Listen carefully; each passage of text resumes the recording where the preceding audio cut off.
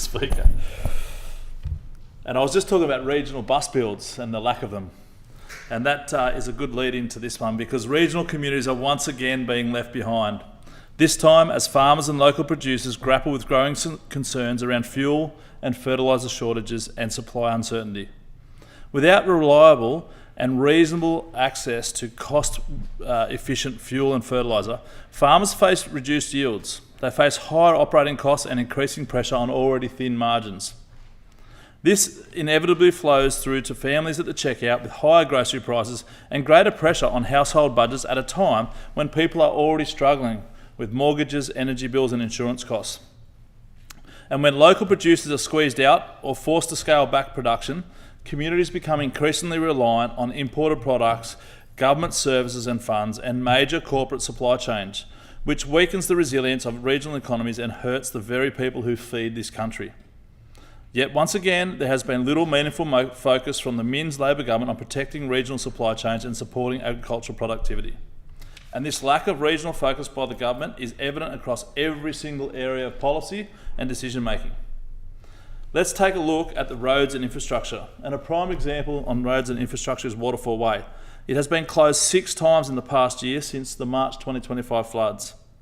And over the past 5 years, it's been closed for 140 days.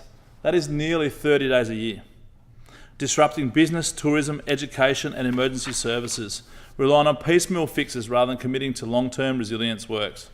The most recent closure of this road actually lasted 9 weeks, and I am thankful to the Minister who looks like she has addressed it to fix Gordonville cutting permanently. But there's no more fixing country bridges. There's no more fixing country roads. Where has all that investment gone?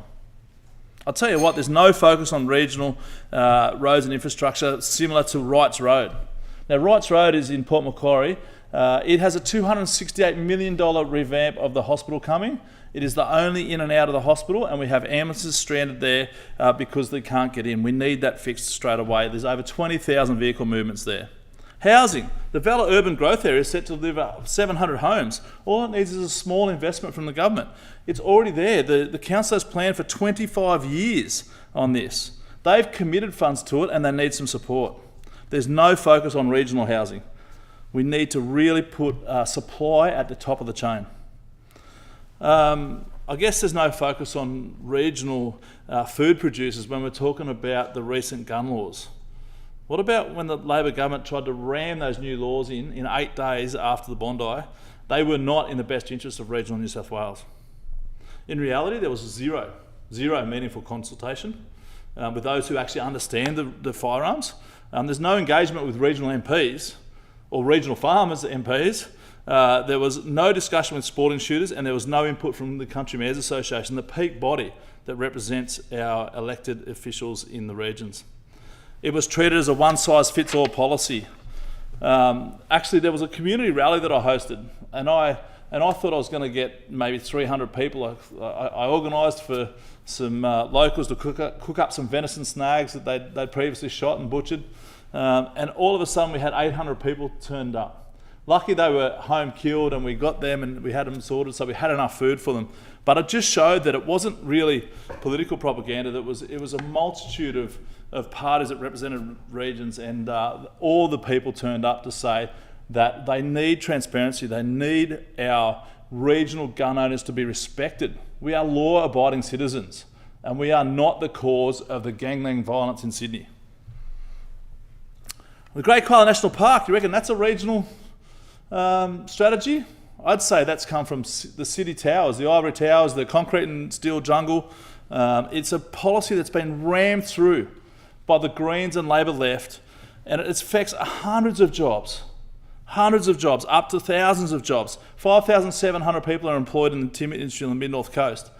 It is the only sustainable building resource that we have on this planet. And yet we'll rip precious minerals out of the ground, and we will not support a sustainable building material. Generations of families are going to lose their livelihoods, and all the while the government is ignoring the science on the CSIRO's koala monitoring program, the head of the DPI. We've lost regional seniors travel card. We've got lopsided costs. We've got lopsided funding ideas from a city-centric government, and we ask that regional New South Wales starts getting prioritised.